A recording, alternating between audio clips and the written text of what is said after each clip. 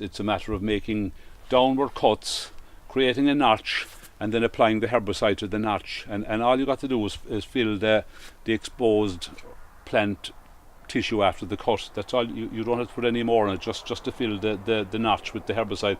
The herbicide is the blue colour you see in the herbicide is a marking dye, and you'll see that now when I apply it. And the marking dye is to show, the work you've done. Otherwise, it would be difficult to know what you have done and what you haven't done, because the herbicide solution in water is quite clear.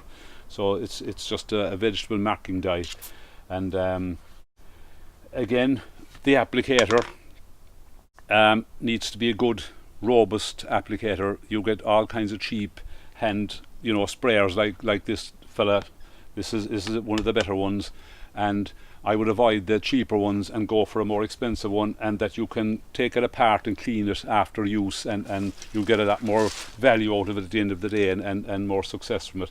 So I'll just show you now how we carry out the stem injection with the hatchet. And one key factor in this is that you must apply the cuts below the last branch on the plant itself, because but if you don't, if there are branches below your cuts, it doesn't tend to translocate very well through those branches, and we find afterwards. But the main thing is to cut below the last branch on the rhododendron stem.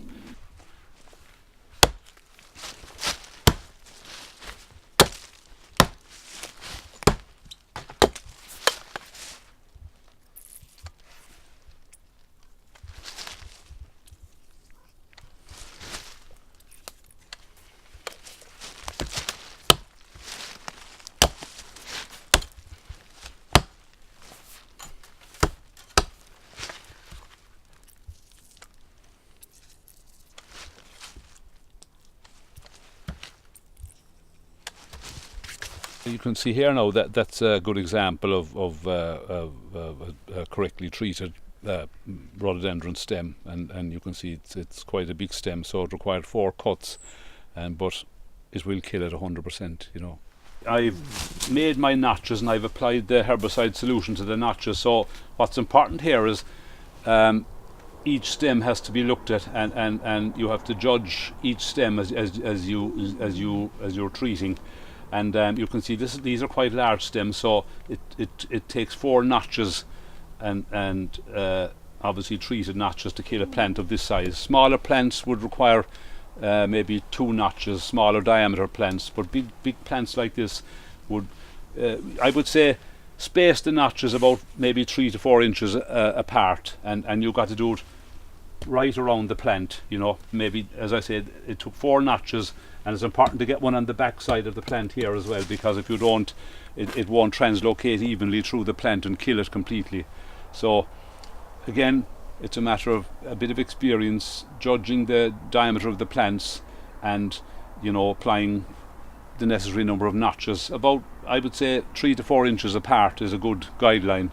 And smaller plants, 2 notches, and maybe some plants 3, some plants 4. Bigger plants would take 4, and maybe bigger than that again might take more. So, and the same, we don't really use the battery operated drill in the park here. We've tended to rely on the hatchet method and the saw. We find the saw the most efficient and the most effective, and we don't use the drills. But the drill really is it's a matter, it's like making the notches here with the hatchet. It's the same. You drill 4 holes, small diameter holes around the plant again, and applying your herbicide, and just filling the holes with the herbicide. And it's as I say, we find in the park that the hatchet and the saw are more efficient, and if you have a number of people operating battery operated drills, you have a lot of charging to do, etc. So there's a bit of work involved with the battery operated drill. So we above all, for contractors and more professional people who are tackling the controlling rhododendron, we find the chainsaw to be the good method, the best method really.